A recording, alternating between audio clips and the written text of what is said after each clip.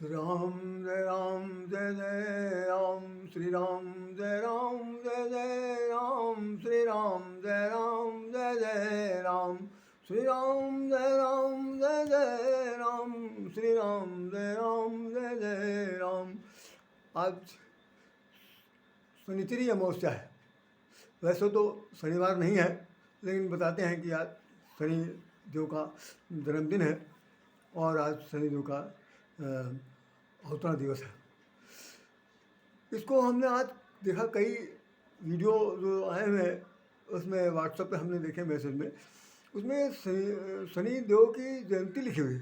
अभी जयंती को लेकर के पिछले दिनों काफ़ी बड़ा वाद अपवाद मचा कि भाई वो जयंती नहीं होनी चाहिए, जयंती नहीं होनी चाहिए, जयंती तो मरने वाले लोगों को मनाई जाती है। तो जब इस तरह से परशुराम जयंती होती थी, इससे पहले उसको उसमें खंडन किया गया, फिर आज शनिदेव की जयंती कैसे हो सकती है।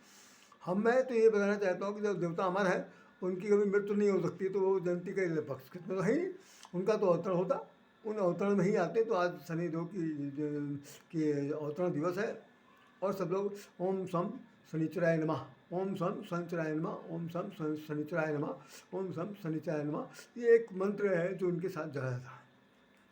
आप लोग शनिदेव के चित्र को ये देखने की कोशिश करें। ये चित्र उनका आपके सामने दिखाया जा रहा। एक चित्र ये भी है जो इनके सामने दिखाया जा रहा।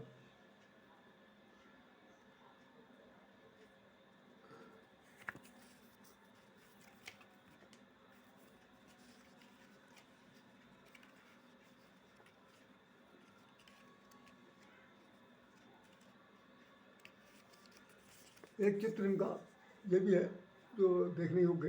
ये सब शनिदेव के चित्र हैं। तो मैं आज शनिदेव के बारे में दो शब्द कहने की चेष्टा कर रहा हूँ। जितनी भी मुझे कुछ ज़्यादा जानकारी इस पर नहीं है, लेकिन मैंने जितना पिछले वर्ष मेरा एक एपिसोड हुआ है इसमें लिया था, लेकिन मैंने उसको आज बाद में नहीं भेज पाया, तो मुझे नया तैयार करना पड़ रहा। मैं एक बात बता दूँ कि जितने भी नवग्रह बनाए हुए हैं, जिनसे पूरी सृष्टि का संचालन हो रहा है, उन सभी नवग्रहों में एक शनिदेव का भी स्थान है। शनिदेव का जो स्थान है, वैसे तो जो हमने पौराणिक तथ्यों में पढ़ा है उसमें लिखा हुआ है कि शनिदेव जो हैं वो न्यायाधीश हैं। जैसे सूर्यमंडल में रवि है, रवि के बाद उसके इर्द गिर्द घूमने वाले जितने भी नक्षत्र तारे हैं वो सब घूम रहे हैं। तो सबसे बड़े ब्रह्मांड के नायक तो सूर्य नारायण है। उनके बाद जितने भी विखंडित हुए ग्रह हैं वो सबके अलग अलग नाम दे दिए गए। तो जैसे मंगल ग्रह को क्या कहते हैं, वो पृथ्वी का खंडित है। पृथ्वी से खंडित हुआ चंद्रमा भी है। पृथ्वी का विखंडन हुआ तो चंद्रमा बना, पृथ्वी का विखंडन हुआ तो मंगल बने। और बुध जो एक प्रकार का बहुत बड़ा तारा है, वो चंद्रमा का पुत्र कहलाता है। बृहस्पति जो है वो गुरु है। शुक्रवार जो है शुक्र जो है वो भी एक प्रकार का ग्रह है। शनि का नाम हमने आपको ले लिया। राहु केतु जो है वो एक राक्षस थे, जिनको तो जिन्होंने अमृत पान के लिए एक बार समुद्र मंथन के दौरान आ गए थे और पंक्ति में बैठे थे जहाँ अमृत बट रहा था। इस बात को संकेत किया जब चंद्रमा ने कि भाई ये क्या हो रहा है। हमने भगवान विष्णु से कहा कि भाई ये तो बैठकर अमृत पीने जा रहा है, आप क्या कर रहे हैं। तो उन्होंने कहा कि ठीक है, कोई बात नहीं, अब इसने अगर मुझे पहचान लिया है तो ठीक है, लेकिन मैं इसको अमृत तो पिलाऊंगा ही। तो उन्होंने अमृत पिलाया और बाद में उसका सिर धड़ से अलग कर दिया। तो सिर वाला हिस्सा केतु बन गया और धड़ वाला हिस्सा राहु बन गया। अब राहु वाला जो जब कभी ये बताते हैं, ये सारे ग्रह जो हैं अपने अपने हिसाब से काम कर रहे हैं। अब आप अपने हिसाब से जो काम कर रहे हैं, तो जब जरा देखिए ग्रहों के बारे में एक बहुत अच्छी बात सुन लीजिएगा कि एक होता है गृह और एक होता है ग्रह। तो गृह में आपने देखा होगा कि नीचे की तरफ गा के नीचे रा यूँ लगता है, ऐसा लगता है जैसे होता है कि कोई कांटा लगता है। तो जो इसे यूँ हाथ शिबंग के रूप में समझ लीजिए कि जब गृहस्थी में कोई फंस जाता है तो उसके साथ ऐसा जैसे हुक की तरह से वो फंस जाता है, फिर इसमें से निकल नहीं सकता। गृहस्थी जो गृह में घर के अंदर फंसा वो फंस गया, फिर गृहस्थी वो रा में लगा। और एक गाँव में जो रा लगता है वो ऐसे उसका क्रास ऐसे होता है, इस तरह से ऐसे आता है, ऐसे तिरछा चलता है। तो जितने भी ग्रह हैं, अब हम जो पॉइंट माना जाते हैं तो बता दें, जितने भी ग्रह हैं वो सारे ग्रह जो हैं उनकी मारक क्षमता जो है वो तिरछी होती है। वो तिरछे कौन से, इसीलिए आपने देखा होगा जो पंडित लोग जब बताते हैं तो कहते हैं कि देखिए पत्रा के हिसाब से तो ये लग रहा है कि आपका जो ये ग्रह है ना, ये इसकी वक्री चाल है। वक्री चाल माने, वक्र माने घुमा हुआ, वक्र माने टेढ़ा, वक्र माने जो टेढ़ी चाल चल रहा है, अर्थात आपके पक्ष में नहीं चल रहा, आपके बिल्कुल विरोध में चल रहा और आपका नाश भी कर सकता, सत्यानाश भी कर सकता, सब कुछ कर सकता। तो जब सारे नवग्रह ही पूरे ब्रह्मांड को अपने अपने हिसाब से चला रहे हैं और भगवान देख रहे हैं, तो इसका मतलब क्या है कि भगवान ही नवग्रहों के रूप में परिणित है और वो उन ग्रहों में अपने आप को, जैसे उसमें गीता में तो बात साफ साफ लिख दिया, मैं ही सूर्य हूँ, मैं ही चंद्रमा हूँ, मैं ही वो क्या कहते हैं मंगल वस्त्र करके बहुत सारी चीज़ें उन्होंने लिखी, मैं ही पृथ्वी हूँ, सब चीज़ में मैं पृथ्वी में रस हूँ, पृथ्वी में मैं उर्वरा शक्ति हूँ, सब कुछ वो गीता में लिख रहा है। गीता से ज़्यादा कोई मार्गदर्शन का कोई है नहीं, संस्कृति नहीं है। तो मैं ये आपको बता रहा हूँ कि इन ग्रहों में जब शनिदेव है, शनिदेव के नाम साथ एक शब्द जुड़ा हुआ है जिसका नाम है कि सहने सहने चरा शनिचरा, जो धीरे धीरे चले उसका नाम शनिचर है, चर में चलना, शनिचरा, शनि देव धीरे धीरे चलते हैं। ऐसा है कि उनको बचपन से ही वो थोड़ा सा विकलांग थे, ऐसे तो उनकी इसलिए वो उनकी जो चाल है ना वो बहुत ही धीरे धीरे या भटक के चलने वाली चाल है, तो वो विकलांग हो गए थे या पैर टूट गया था, ऐसा ज़्यादा साक्ष्य तो नहीं है, लेकिन इतना जरूर है कि वो विकलांग है। दूसरी चीज़, ये सूर्य नारायण के पुत्र हैं, लेकिन सूर्य नारायण के साथ इनके साथ बड़ा विरोधाभास है।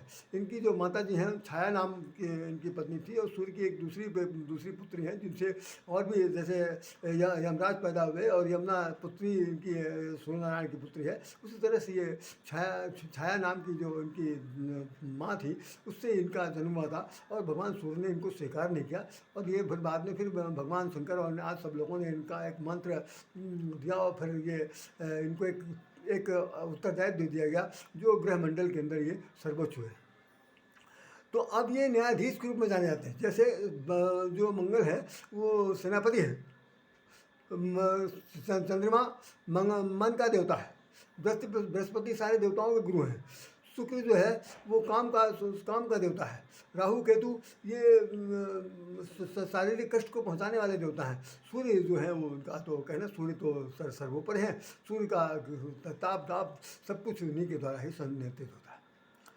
तो अब हम सिर्फ ये बताना चाहेंगे कि ये जो शनि ग्रह हैं ये वास्तव में ग्रह तो ये हुआ कि भौतिक चीज़ से बना हुआ, लेकिन जब देवता कह दिया गया तो ये तो पृथ्वी तो है ही है, ग्रह तो है ही है, उन ग्रहों का जो मालिक है जो अदृश्य रूप में दिखाई नहीं पड़ रहा उसका मालिक जो है उसका नाम शनि रखा गया। तो शनि देवता क्या करते हैं, ये इनकी चाल है कि जैसे होता है ना कि सवैया ढैया 5 वर्षीय और 7.5 वर्षीय, इस तरह से इनकी चाल चलते हैं।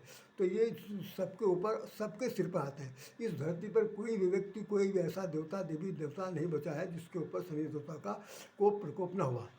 तो कुछ लोगों के पक्ष में तो अच्छा होता है, कुछ लोगों के पक्ष में अच्छा नहीं होता। तो ये जब चलते हैं सबसे पहले वो मस्तिष्क पर आते हैं। अब कितने दिन का है तो ये पंडित जी पत्रा देख के आपके ग्रह कुंडली देख के बता देंगे कि भाई ये आपका ढैया लगा है, सौया लगा है, 2.5 साल में ख़त्म हो जाएंगे, 1.25 साल में आपके उससे हट जाएंगे। तो ये धीरे धीरे चल सिर से चढ़ते हैं और पैर से उतरते हैं। तो अब होगा क्या कि जैसे सिर पर चले तो मान लो ढैया है तो 2.5 साल तक रहेंगे सिर के पास, तो मस्तिष्क के अंदर तरह तरह की मनोवृत्ति आएगी, ऐसी मनोवृत्ति आएगी जो बहुत दुर्बलता कारण होगी। आपको मनोरोग भी हो सकता है, ऐसी भी स्थिति हो सकती है कि मेंटली आप डिस्टर्बेंस हो सकते हैं, अवसाद की स्थिति में जा सकते हैं, आपको साइकेट्रिक प्रॉब्लम भी हो सकती है, ये सब चलेगा। उसके बाद जब 2.5 साल पूरा हो गया तो मान लो एक ही आदमी पर सवार है तो धीरे धीरे चलेंगे तो ये वक्षस्थल पाएंगे। हाँ 2.5 साल मान लो यहाँ रहना तो आपको वक्षस्थल से जुड़ी हुई जितनी भी तरह की समस्याएं हैं, बीमारी है, वो सब कुछ लग सकती है। फेफड़े खराब हो सकते हैं, भोजन नली खराब हो सकती है, हार्ट में कोई प्रॉब्लम आ सकती है या अन्य कोई लीवर जो कुछ भी धीरे धीरे कुछ ना कुछ कमी आ सकती है। उसके बाद वो नाभि से फिर नीचे उतरते हैं, नीचे उतरने के बाद वो पैरों पर आते हैं। पैरों में ये होगा कि भाई आपका कमर टूट गई, कूल्हा उतर गया, हाथ पैर टूट गया, कुछ भी हो गया, सब कुछ हो जाता है। लेकिन ध्यान रखिएगा इतना सब कुछ होते हुए भी हमारे जो न्यायाधीश महोदय हैं ये कभी किसी को मारते नहीं, कभी किसी को नहीं मारते। ये आज तक कोई प्रमाण नहीं मिला कि भाई ये शनि देवता के प्रकोप से किसी आदमी की मृत्यु हो गई, बिल्कुल नहीं। और देवताओं ने तो कहा जाता है कि भाई वो किसी का प्रकोप पड़ गया तो मतलब टूट टाट के अलग हो गया, मर गया, सब कुछ हो गया, लेकिन इनके लिए ऐसा कुछ नहीं है। ये केवल अपने प्रभाव से व्यक्ति विशेष को क्या करते हैं, इतना दंड देते हैं कि ताकि वो बुरे रास्ते पर अगर चल रहा हो तो वो सही रास्ते पर आ जाए और सुधर जाए। तो भाई न्यायाधीश का काम क्या है, न्यायाधीश ने एक आदेश दे दिया, उस आदेश का पालना करिए, नहीं पालन करते हैं तो आपको दंड मिलेगा। तो दंड के हिसाब से आप डरेंगे, जाएंगे भगवान के पास, उनके पास प्रार्थना करेंगे अब कि कोई गलत कदम नहीं उठाएंगे कोई बात। तो क्या होता, अन्न तेल हो गया, गुड़ हो गया, उड़द हो गया, लोहा हो गया, काला कपड़ा हो गया, और लोह धन धन वस्त्र इस तरह करके लिखा हुआ। तो इतनी चीज़ें इनके ऊपर चढ़ाई जाती है। अब ये सब चीज़ें क्यों चढ़ाई जाती, अन्न से अन्न में उड़द की दाल। तो जितनी भी काली वस्तुएं हैं आप देखेंगे काले रंग का लोहा होता है, काला पत्थर होता है, काला कपड़ा होगा, काली उड़द दाल होगी, और साथ साथ ये है अन्न धन वस्त्र। ये वस्त्र जो बता दिया हमने आपको, गुड़ ही एक ऐसा है जो सफ़ेद। तो इसमें सब में एक आयरन की मात्रा है। तो शरीर में आयरन की कमी जब हो जाती है तो ये शनि देवता के ये प्रकोप शुरू हो जाता है। तो सबसे बड़ी बात यह है कि लोहा है, आयरन है, गुड़ में आयरन है, और काला कपड़ा ये क्या चीज़ है, इसके अंदर भी एक शोषक क्षमता है। तो ये करते क्या है कि इनके जितने भी प्रकार के रंग हैं उन सभी रंगों को शोषित कर देना, शोषित करके उसको शरीर पर उसको प्रभावित करना, ये काम। तो इसलिए ये चीज़ उनको ऊपर चढ़ाई जाती है। आप अभी तक नहीं समझ पा रहे, मैं फिर बता दूँ कि तेल क्यों चढ़ाया जाता। तेल इसलिए चढ़ाया जाता। अच्छा, और एक बात बता दें कि शनि देवता जो हैं वो सबसे सुनहरे, बहुत ही चमकदार तारा है। इनको काला सिर्फ इसलिए दिखाया जाता है क्योंकि दंड देने के मालिक हैं। होता है कि जो दंड देने वाला हो, जो काल कराल हो, तो जिसकी वजह से सारे संसार भय आक्रांत की स्थिति होती है, तो उसके अंदर हमारे एक मनोवैज्ञानिक पक्ष कहता है कि उसको काला बना दो।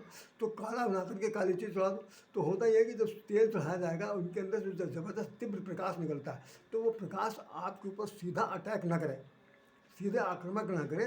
तो जब तेल उसके पड़ जाएगा तो तेल के सतह से जब कोई प्रकाश निकलेगा तो वो ट्रांसपेरेंट हो जाएगा, ट्रांसफ़र हो जाएगा। होता नहीं कि आवर्ती किरण और परावर्ती किरण। एक किसी शीशे के ऊपर कोई किरण आ रही है तो किरण आएगी, उसके बाद सीधे क्यों चली जाएगी, तो उसका आपातिकरण में जो आकर के गिरे तो परावर्तिक किरण जो ठीक पीछे पलट जाए। तो इसलिए इनके चेहरे पर से जो प्रकाश निकल रहा है वो हमारे ऊपर ना आने पाए, ताकि कोई प्रकोप से हम उनके प्रकोप से किसी तरह से को प्रभावित ना हो।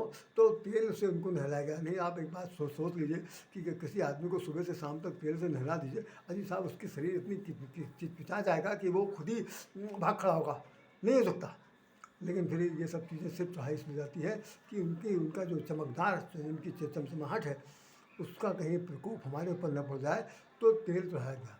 और तेल तमोगुण है, सरसों का तेल तमोगुण कहलाता है। घी, देसी घी को सात्विक गुण कहते हैं। तो हम अपने तामसी गुणों को हम आपके ऊपर समर्पित करते हैं, और आज से हम प्रार्थना करते हैं कि हम तमी गुणी व्यवहार नहीं करेंगे। ये हमें उनसे प्रार्थना है। और तेल इत्यादि जो अब बता दिया, लोहा ये बता दिया हमने, कपड़ा काला बता दिया। ये सारे जितने भी अवगुण हैं, अवगुण काले रंग से जुड़े हुए, उन सारे अवगुणों को आपके चरणों में हम अर्पित करके जा रहे हैं। सिर पर नहलाना धना ये मुझे नहीं पता, लेकिन लोग करते हैं, दिखता चला था। मैं 1996 से जुलाई 1996 से मैं इनके चरणों में सिर झुकाने जाता हूँ। शुरुआत में तो कुछ दिन तक मैं वो यहाँ पर लखनऊ में जो अवध क्लार्क है ठीक पीछे उसमें गोमती तट पर इनका मंदिर बना था, वहाँ हम जाते रहते थे। तो वहाँ जो मिलता था फूल पत्ती ये वो सब चीज़, तेल फुले सब चढ़ा देते थे। लेकिन बाद में फिर हमने ये महसूस किया कि भाई जब देवता हैं तो ये इतने ज़्यादा कुपित तो होंगे नहीं। इतना तो ना, जब मैं उनके चरणों में सिर झुकाने आया हूँ तो भाई मारो काटो तो कुछ करो। तो मैं उनको फूल चढ़ा रहा हूँ, और भगवान की कृपा से अभी तक रिकॉर्ड है, कहीं ना कहीं मुझे उनके दर्शन हो जाते हैं हर शनिवार को, और मैं उनके चरणों में फूल अर्पित करके आता हूँ। तो ये मेरा क्रम, जब कभी बीमार हो गए या कोई असाध्य स्थिति हो गई तो बात की बात है। अदरवाइज़ तो मैं, मेरे घर में जो इनकी किताब है शनि चालिसा, उसमें हम इनके दर्शन कर लेते हैं। तो ये क्रम हमारा कभी टूटा नहीं। तो मैं आप लोगों से निवेदन करना चाहता हूँ कि ये ऐसे देवता हैं जो सब पर प्रसन्न होने वाले हैं, कभी किसी का नुकसान नहीं चाहते। केवल अगर आदमी ने किसी ने गलती किया है और तो दंड का भागीदार है, तो ये न्यायाधीश बन करके उसको दंडित करते हैं, ताकि वो अपनी प्रायश्चित करे और कल से गलत काम करना बंद कर दे। तो उसके लिए वो उम्र तय लिखा हुआ। अब ये जब ये रावण के ऊपर गए, दशरथ के ऊपर भी थे, राम के ऊपर भी थे, भगवान शंकर के ऊपर भी थे, हनुमान जी के ऊपर भी आए, सब पर इनका प्रकोप आता है। हनुमान जी के लिए तो लिखा हुआ कि एक बार हनुमान जी जो थे वो अपना जैसे शारीरिक व्यायाम कर रहे थे और अचानक ये हमारे स्वामी क्या कहना चाहिए, काशी विश्वनाथ मंदिर के एक बहुत बड़े पुजारी आते थे कथा वाचन करने के हनुमान सेतु पर, उनका नाम था शंभुनाथ चतुर्वेदी। बहुत दिन तक हमने उनकी कथा सुनी, इसी हनुमान सेतु पर होती थी। तो उनके पिताजी से भी हमने कथा सुनी, तब मैं बहुत छोटा था। तो उनका नाम था भीमचंडी व्यास जी। तो उनके ये पुत्र थे, कथा सुनाने आते थे। तो उन्होंने कहा कि हनुमान जी एक बार अपना कसरत या एक्सरसाइज या यूँ कह लीजिए कि व्यायाम कर रहे थे और शनिदेव आए। हनुमान जी को उन्होंने जरा थोड़ा झटकोरा या जैसे भी हो, कहा कि मैं आया और कहने लगे कि मैं शनिदेव हूँ। तो हनुमान जी ने कहा मैं क्या करूँ, शनिदेव है, मैं क्या कह, मैं आपके ऊपर सवार होना चाहता हूँ। कहने कहाँ सवार होना चाहते हैं, सिर पर। तो कहने ठीक सर बैठिए। जैसे वो सिर पर बैठे तो उन्होंने अपना एक बड़ा भारी पत्थर टुकड़ा उठाया और अपने सिर पर रखने लगे। जब सिर पर रखने लगे तो शनिदेव दबने लगे। जब दबने लगे तो कहे अरे मैं तो मेरे प्राण निकल जाए, मैं मर जाऊँगा, ये क्या करूँ, ये क्या करूँ। तो उनका फिर उतर जाओ, उतर जाइए। कह रहे मुझे तो मुझे आपके ऊपर है। कह रहे कुछ नहीं, कोई सवाल नहीं, कुछ नहीं करना है। आपसे मेरी प्रार्थना है कि आपने आ गए, आपको मैंने सिरोधार कर लिया, अब आप मुझे क्षमा करिए। हमारी आपसे एक निवेदन, तो ये इससे पहले एक घटना घट गई थी जिसमें हनुमान जी से सूर्य नारायण ने कह दिया था कि वो शनिदेव हमारे पुत्र हैं, यद्यपि हमारे उनके बीच में अनबन है, लेकिन आप उनका ख्याल रखिएगा। तो वो जिस समय इनकी बातचीत हुई हनुमान जी शनिदेव की, तो उन्होंने कह दिया कि भाई मैं आपके पिताजी मेरे गुरु हैं, उनका आदेश है, हम आपकी हमेशा रक्षा करेंगे। अच्छा, तो उसके बदले आप क्या करेंगे, तो आपसे मेरी प्रार्थना है कि जो मेरे भक्त होंगे, हनुमान भक्त में आपके पास अगर आते हैं या आप उनके पास जाते हैं, तो मेहरबानी से आप उनको कष्ट मत पहुंचाइएगा। तो अब ये दोनों के बीच में बहुत ज़बरदस्त समझौता है कि हनुमान जी के भक्तों के ऊपर शनि देवता की हमेशा कृपा दृष्टि रहती है और वो उनको नुकसान नहीं पहुंचा सकते। आना जाना एक बात है भाई, थोड़ा सा भाई होता नहीं कि औपचारिकता के नाते कुछ करना पड़ेगा, तो चलो भाई ठीक है, पूरा धड़ नहीं काटना है तो उंगली जरा छुआ दी, कट गई, कुछ हो गई, ऐसे हो सकता है, लेकिन वो पूरी तरह से नुकसान नहीं पहुँचाएंगे, अपना न्याय का वाला काम करते रहेंगे। और एक इसका एक पक्ष और हमने मैंने पढ़ा कि बताते हैं जो रावण था उसने अपने सारे ग्रहों को अपने कब्जे में कर रखा था। रामायण में लिखा है कि राखे को स्वतंत्र, किसी को भी उसने स्वतंत्र नहीं रखा, तो उसमें शनिदेव भी बन गए। अब जरा ग्रहों के रूप में सुनिए, इनकी जो चाल है उसकी चाल को उसने रिवर्स कर दिया था, उल्टी चल रहा, ऐसा चुंबकीय यूँ कहते हैं कि इलेक्ट्रॉनिक मेथड से या चुंबक को क्या कहते हैं भाई, अंग्रेजी में जो कहते हैं मैग्नेटिक पावर से उसको उसने उनकी चाल को उल्टी कर दिया था। हनुमान जी जब पहुँचे सबसे पहला काम ये किया, ये बात बहुत कम कहीं लोगों को पढ़ने को मिली होगी, उन्होंने सबसे बड़ा पहला काम किया कि शनिदेव को उसके इस चाल से हटा दिया। अब शनिदेव जो हैं उस अपनी ही चाल में चलने लगे। अब जैसे वक्री चाल थी तो अब वक्री नहीं, अब वास्तव में उसकी चाल चलने लगे। तो परिणाम ये हुआ कि रावण की मृत्यु उसके करीब आ गई। तो स्थायी है कि जो हनुमान जी ने ही सबसे पहले ये काम किया कि शनिदेव को उसके बंधन से छुटकारा दिलाया, और शनिदेव जी ने क्या किया कि उसके मरने की जो मृत्यु की जो तिथि थी उसको अपने ही चाल से उन्होंने उसके इतने समीप ला दिया कि और सभी ग्रह अनुकूल होकर के ऐसा कर दिया। तो ये सब बातें हैं। बाद में फिर और भी तरह तरह के कांड होते हैं जिसमें कि शंकर भगवान के बारे में वर्णन आता है, और ये इसका राहु केतु के बारे में वर्णन आता है, और तरह तरह के लोग मानते हैं कि शनिदेव का सब पर प्रकोप होता है, लेकिन प्रकोप उन लोगों के ऊपर नहीं होता जिन पर हनुमान जी की कृपा होती। तो मेरी आप लोगों से निवेदन ये है कि शनि देवता की आप विधिवत पूजा कीजिए। शनि देवता का जब त्यौहार आता है तो उनका पूजा करिए, जो उनके चीज़ चढ़ाए जाते हैं वो चढ़ाइए। बस इतना ध्यान रखिएगा, तमोगुणी जितने लोग हैं उन सबको वो कभी माफ़ नहीं करते, उनको वो दंडित करना चाहते हैं। दंडित करने में भी कोई भी दंड में जो व्यवस्था हो सकती है उस तरह किया जाता है। आप सब लोगों को मेरा हृदय से नमन। मेरी तरफ से कोई अप्रियता हो गई हो या इस बात को समझने में कोई चीज़, तो मैंने ज़्यादा कहानी क्योंकि समय नहीं है, बाद में फिर करूँगा, तब तक के लिए आप मुझे आदेश दीजिए। मैं यही कहूँगा कि भाई शनिदेव से ज़्यादा महानतम कोई ग्रह नहीं है और वो सबके हितकारी हैं। सुन लीजिए प्रभु आज हमारी, ऐसे करके इसमें हनुमान जी उसमें ससनी चालीसा में लिखा हुआ। तो आप लोग इनके चाल को देखिए और उनका पढ़िए, उनके साथ हम आपको साथ नमस्कार करते हैं, प्रणाम करते हैं। जय श्री राम।